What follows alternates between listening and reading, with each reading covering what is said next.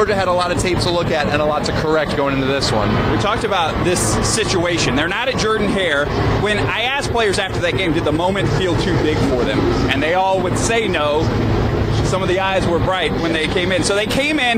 We got a little video we want to show you of the team walking through Mercedes-Benz Stadium yesterday. And so they've been in this place and kind of gotten to look up and look around because, Blaine, and you could just show if you look at the halo board, you come into a building like this, and you just kind of get awed by everything that it is. So when the team comes out today, the hope is that maybe they won't be so awe-inspired and maybe they'll have things figured out. Kirby Smart talked about getting that wow moment out of the way.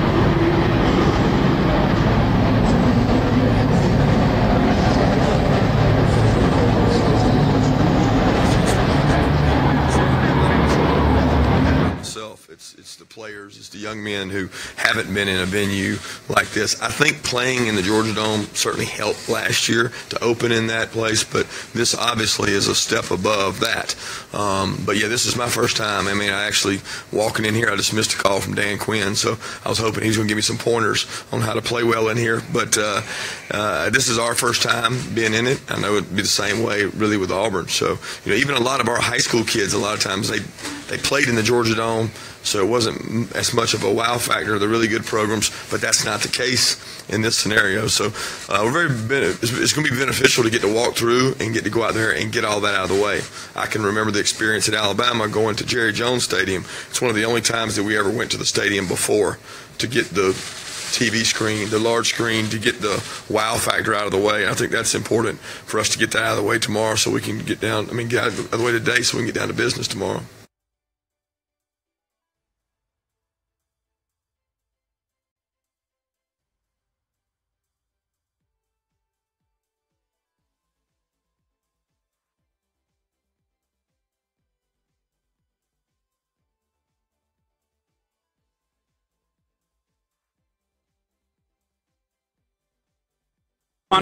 Out here working right now with Georgia legend Kevin Butler standing beside him. Butler, of course, on those early 80s teams with Georgia, played for the Chicago Bears, won a Super Bowl in the NFL, and now he's been helping Georgia's specialty teams all year, and that would be Nizilik. That would also be Rodrigo Blankenship, who, Blaine, if we pan over to the left, you can see all of the kickers getting ready for this game. And just taking a look, you can see Blankenship lining things up. One of the things in that first Georgia loss at Auburn was right before halftime, Blankenship missed a field goal.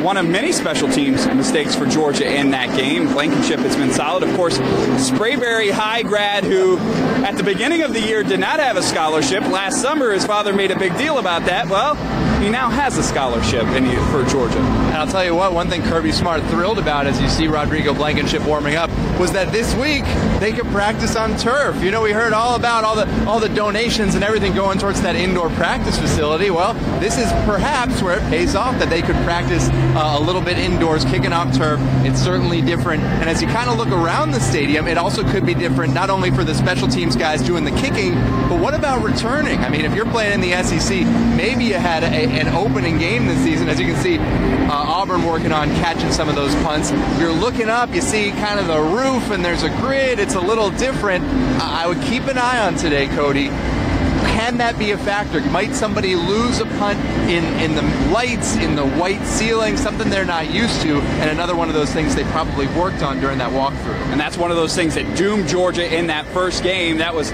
Mecole Hardman dropping a punt and turning the ball over, allowing Auburn to go down and score a touchdown and move ahead. And, you can go grab him. And, it's one of those things that could be a factor today as they play for the first time in a brand new stadium. You heard Kirby Smart talk about, you used to have these guys playing in the Dome. They would be used to this, and now they're not. So they're in here for the first time. We talked about playing in this building. We've talked about special teams, so who better to talk to Justin, you come in and talk to Josh Harris, Atlanta Falcons, Carrollton Trojan. We always bring up, proud Carrollton Trojan, and also a long snapper for Auburn on those national championship teams. Justin, I'll turn it over to you. All right, so give me the breakdown. We're usually asking you about games here with Josh Harris from the Atlanta Falcons, proud Auburn alum. Give me a breakdown. What are you looking for? I'm just looking for Auburn to go out there and, play their game, and just kind of stick to the game plan and go out there and do what they've done the last couple weeks, and, hopefully it'll end up with a good outcome. All right, give me the idea. What was going through your head this season as an Auburn fan? They had a couple losses. Yeah. There are the internet rumors about Coach Malzahn, and now they're here. Like, what was going through your mind? Well, I mean, all that really matters is, what those guys are believing in the locker room. And, football season, it's a long season. It's a marathon, not a sprint. So you can get off to a rough start or however you want to, describe it. But it's, how you finish and how you respond throughout the year. And I think this team's done a great job of that. So I'm excited for them. What do you think's going through their mind right now? Looking at this place, they got the walkthrough, but now seeing it start to fill up. Yeah. I mean, this is an unbelievable atmosphere to play, to play in. And so I think those guys will be ready to go. And, from the looks of it, they're fired up and should be a good game. A couple Georgia guys on the practice squad in the locker room. You got Reggie Davis and Quincy Moje. Any wagers going on? There may be like a jersey swap or something that has to go down, but, they were ducking me a little bit. Okay. So I don't know what that means, but they're scared. Those are your words, not mine. Maybe.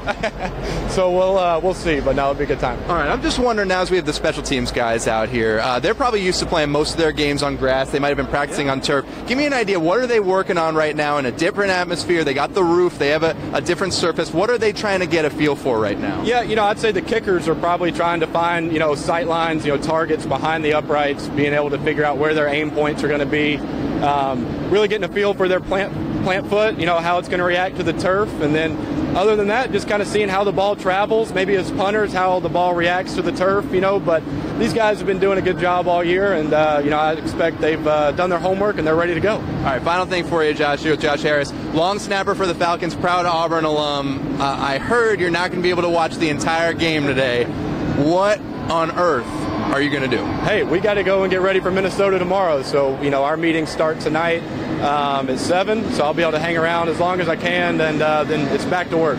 Cell phone under the table watching the score? It'll probably be over by the time we get out of meetings, so we'll have to check it when we get done. Got a prediction? I got to go with Auburn, obviously. I'm going to go Auburn 35, Georgia 24. Excellent. All right, Josh Harris, long snapper for the Falcons. Thanks, man, for stopping by and saying hi. Oh, absolutely. Thanks for having me. Good luck against Minnesota tomorrow. We'll be back here. Awesome. We'll see you then. Thanks. All right. Yeah. Josh Harris, thank you very much. We'll bring back in Cody. We'll let you get back to seeing all the friends on the sideline. Thank you very much, Josh Harris. Also a Carrollton High School alum. Local guy, High Five alum, playing on the Falcons, now getting to watch Auburn take the field here. As we look behind us, it's still the specialists back here with Cody Chafins. Let's talk about some of the other maybe matchups in the game, some other things we're going to focus on. He might be watching the specialists. What are you watching? The biggest thing we're going to watch, especially during warm-ups here, is Carrion Johnson, the running back for Auburn. We have a little video of him that we shot yesterday. Auburn had their walkthrough here, and every camera in the building was trained on Carrion Johnson and what would he be doing. And as we filmed him yesterday, he was standing around like every other player on his phone taking pictures. And then people are analyzing the angle he's holding his phone. That right shoulder couldn't be that bad, could it? Because, he did raise his arm the one time. So one of those things, that everybody is analyzing. And we heard from both coaches yesterday talk about he's going to be out here warming up. They'll see how it is. Here's what both coaches, everything they had to say about Carrion Johnson yesterday.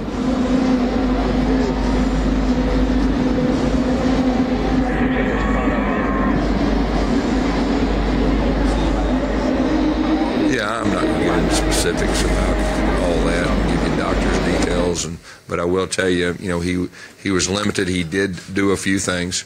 I'll be curious to see how he moves around in pregame. I'll be watching just like you. I know he wants to. He is a great competitor. He is extremely tough. but at the same time, we'll see, and we'll know more in pregame decision. Obviously, you know how important he is to our success, and he's helped get us here. We're very confident in our other running backs.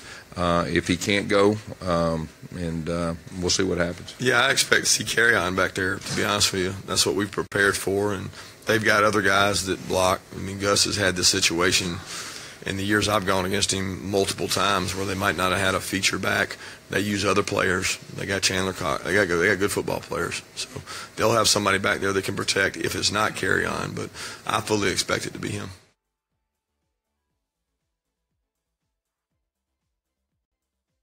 Some work in, so we'll have to wait and see on Carrion Johnson and what goes on. We roll on about 63 minutes to kick on the clock here at Mercedes-Benz Stadium, Georgia and Auburn, and we're giving you a little preview here. Thank you for joining us on our Fox 5 Atlanta Facebook page. We'll be bringing you all kinds of coverage throughout the day. We'll be on a little bit later on tonight. We will also be on after the Big Ten Championship on Fox 5. Just a minute ago, we saw Josh Harris, the Auburn long snapper who won a national title on the Plains, who is now the Atlanta Falcons long snapper. He is from Carrollton and West Georgia. He joined us, and of course, thought that Auburn might win that game. We got another special guest, another high fiver who went to Auburn from Atlanta, joined by Ronnie Brown, famous Auburn running back. Ronnie now works for the radio network, from my understanding? Yeah, so I work with the radio. I do the sideline for the Auburn broadcast. Tell me about what's going to be different the second time around between Georgia and Auburn. Well, one, obviously the site. This is a lot bigger, a little bit nicer than being in the outside stadium, but that's about the only difference. What's at stake is the same. Both teams playing for a chance to go to college football playoffs, so I don't expect that to be any different. Both teams have come out excited. Fortunately for us, we won the first matchup, but if you're Georgia, you're trying to get some revenge, so you got to keep that in mind. But if you're an Auburn football team, you just got to stay within the system. Don't try to change anything up. Don't try to be an individual and go out and play outside of the scheme of what the team is supposed to do. What works so well with Gus Malzahn's offense right now, and Jarrett Stidham just looks like he's on fire? Well, I think, one, Jarrett's got a lot comfortable as the season's gone on. This was his first year in the SEC, so he had to adjust to the speed of the game, but then he had to learn the offensive coordinator and the head coach that was a little different. His style's a little different. Obviously, Auburn's had a quarterback that's been a running quarterback where he's more of a pocket passer, can get the ball down the field, so that's good for him, but he's got more comfortable, and I think they've given him a lot more leeway as the season's going on. And with that in mind, this offense is very balanced, and that's the scary part about them. They throw the ball really well. They've had some big plays, and they've been able to run the football, which is Gus's staple. Yeah, Jarrett Stidham did have a Nick Marshall, Cam Newton moment in the first matchup with these two teams as he ran into the corner. As an Auburn man, what worries you about this Georgia team? Well, they possess a lot of talent. And, obviously, knowing Kirby a little bit, he was on the staff when I was with the Dolphins with Nick Saban. He has a lot of pride in what he does and how the football team approaches that. And he's going to have these guys ready to play. In my opinion, Roquan Smith is probably, if not the best, one of the best linebackers in the country from sideline to sideline. So he scares me. He makes a lot of plays. So you just got to keep him honest. And if Auburn's able to have that balance they did the first game, I think their chances will be pretty good. But, like I said, Kirby's going to have these guys ready to play. I want to ask you who you think's going to win, but do you think high scoring, low scoring, a tight game? It's going to be a tight game. And it's going to come down probably to who makes the first mistake. And I think with that being in mind, it will at least come out to play out midway through the fourth quarter. All right. We appreciate it. Ronnie Brown, former Cartersville Purple Hurricane, which we won't bring up. Yeah, I know. Blessed Trinity guy. Excited for all of those teams who get to play in here as a high school kid next week. Can you imagine? Absolutely, yeah. And it's a big deal. Fortunately for me, it wasn't this dome. It was the one that we just imploded. But just having that experience and getting a chance to come in and play under these lights and in this stadium, it does something for your confidence. But not only that, your motivation. You want to get on the next level. You want to be able to come do this again. All right. Thanks, Ronnie Brown, for joining us. Have a great call today. Thank you. Ronnie Brown, appreciate him, former Auburn running back. He and Cadillac Williams tore things up when they were down on the Plains. And taking a look at some of the other things going on in the stadium right now, the Auburn band has started up. Blaine, can you see a shot of the Auburn band there? Yeah, fight song so similar between these two.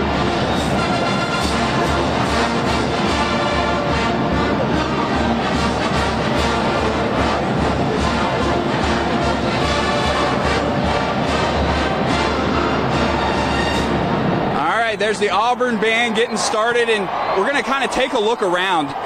Blaine, if you just want to pan at the stands, I think a lot of people are interested in what the split is going to be in this game today, and that is obviously where you're looking, the Georgia side of the stadium as it's supposed to be split.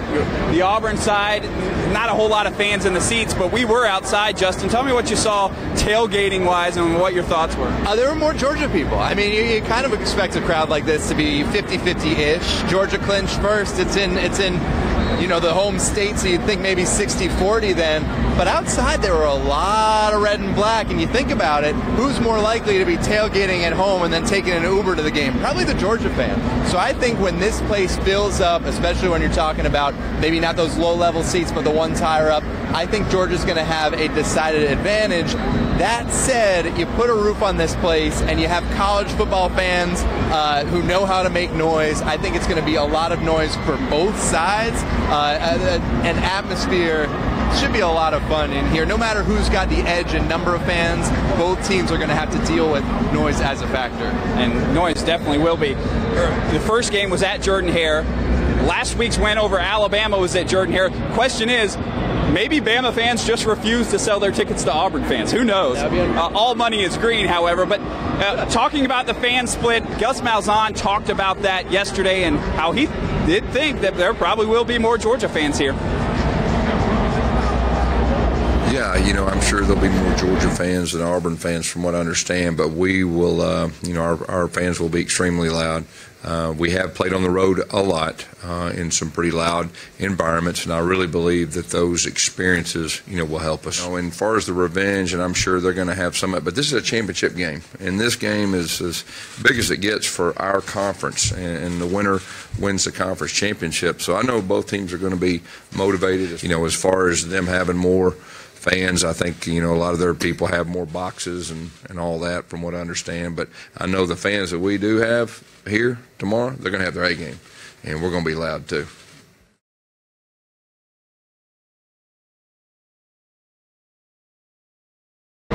So Gus Malzahn thinking his Auburn fans are going to bring their A game today and try and get loud. As you take a look at the band getting ready, it will be loud inside this stadium in about, 56 minutes.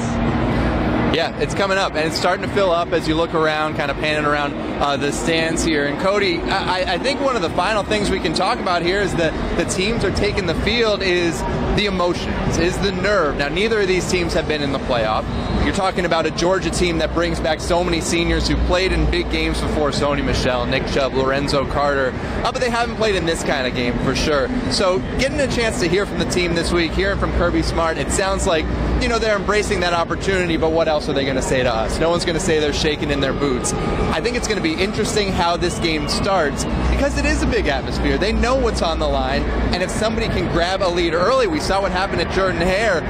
Tigers get the lead early. They were able to build it and really put that game away. Can the calmer team, can the more collected team avoid those mistakes and take control early? That's something I'm going to watch. Some of the Auburn players making their way out, yet to see number 21, who is Carrion Johnson, who all eyes will be on during warm-ups today. And Georgia is out warming up as well. You talked about there's a lot of experienced players, but there's also some freshmen in key places. Andrew Thomas on the offensive line comes to mind. Didn't have a great game the first time around. Can Georgia turn that around as they get a rematch? I think that first game at Auburn, when you came in, it was a top 10 showdown. That experience for all of those players was a very good thing and could pay dividends today as you're taking a look at some of the Georgia players getting ready, getting loose. Jake Fromm, also a freshman in a key place, as we talked about. We'll see how he does today. In the first game, not terrible, but did get knocked around. 4 sacks for Auburn in that game. They got after Georgia. And Kirby Smart just said Georgia got whipped on both lines of scrimmage. They were going to have to stop that if they want to get a win today. We start to wrap things up here as we get ticking down, and we've got to get off the field and get ready for the game and get out of CBS's way. But we want to thank Ronnie Brown for joining us, talking a little football. We talked to 2 Auburn guys, so hopefully Georgia fans don't hold it against us. They were the ones who just happened to be walking by. Josh Harris, also from the Atlanta Falcons, we talked to. Two high five guys. That's how we'll frame it. That's why we love them, because they're all from here, and that just goes to show there's so many ties between these two teams. Yeah. Looking at that first game, every time it felt like a big play. Well, it's Trey Matthews out of Noonan, who playing for Auburn. It was Derek Brown out of Lanier High School making a big play for Auburn. Scoring a touchdown last game, Darius Slayton from Greater Atlanta Christian. So there's so many ties between all these players get recruited by both teams. Yeah, it really is. And I mean, this is one of those, you see it throughout the SEC every week. When Florida plays Georgia and Auburn plays Alabama, these guys know each other. They might have been on recruiting trips together. They might have been going to camps together for a long time. So we mentioned the emotions. Could it get a little bit heated? I think we'll get a sense early on in this game what it's going to look like on the long haul. We'll see if Georgia can keep their composure, start strong. Yeah, you talked about could it get heated. These NFL teams, when they start playing each other 2 times a year, things get angry. They get tired of hitting one another. We want to thank you guys for joining us on our Fox 5 Atlanta Facebook page for this little preview of the SEC Championship. We are now 52 minutes, 45 seconds away from kickoff here in Mercedes-Benz Stadium. We'll bring you complete coverage online. Justin's Facebook and Twitter accounts, Justin Fox 5, Cody Fox 5 if you want to follow my updates. And again, we'll be joining you here on the Fox 5 Atlanta Facebook page tonight at 10 o'clock and bringing you all of the day's news, including this big game happening here in downtown. There is Gus Malzahn, and what a way to end it. Take a look at the Auburn coach walking out. He's got a decision to make about his star running back, and he's got a lot of big decisions coming up in just about an hour. All right. Thank you guys for joining us. And Travis, you can go ahead and sign us off. Cody Chaffins, Fox 5 Atlanta. After the first game, you said you wanted your team to be more physical. How did you accomplish that, or how do you accomplish that? Is it more push-ups? Is it a mindset? How do you do it? You put a rock in their shoe.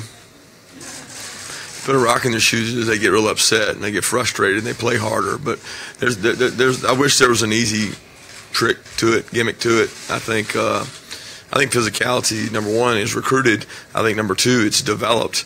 It's an off-season demeanor.